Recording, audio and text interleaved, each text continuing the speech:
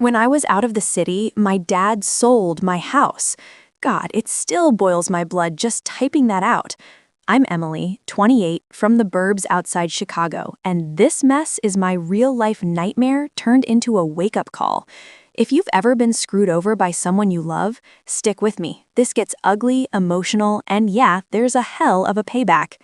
Last summer, I snagged this dream assignment, 3 months in New York for my marketing job, hustling in the city that never sleeps, closing big deals, feeling unstoppable.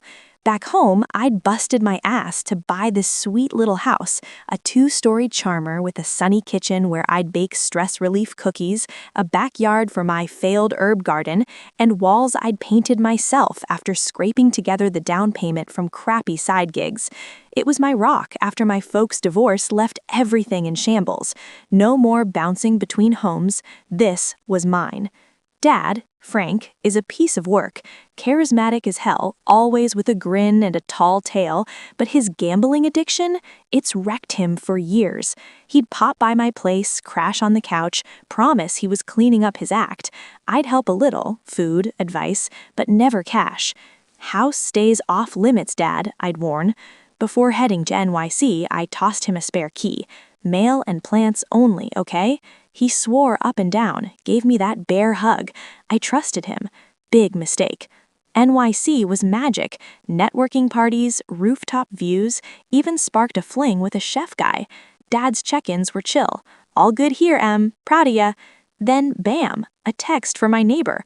Realtor sign up. You moving? Panic mode. I hacked into public records. Sold.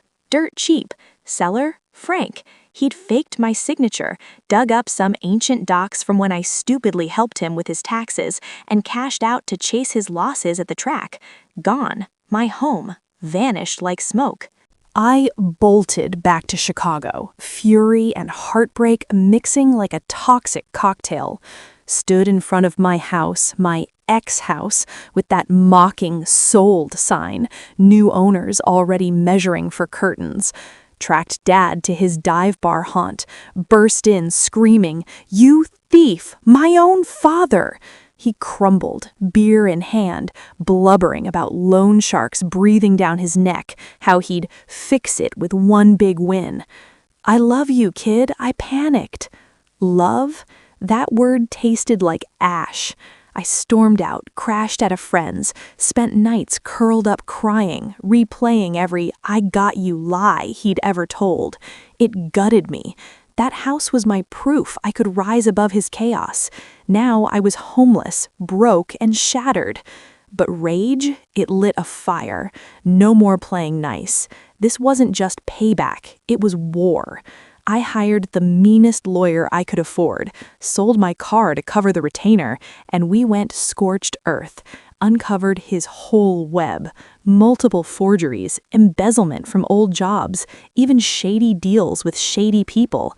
I didn't stop at the lawsuit. Oh no, I went public, started a podcast anonymously at first, Family Fraud Files, spilled the tea on Dad's scams, using disguised details but enough to sting.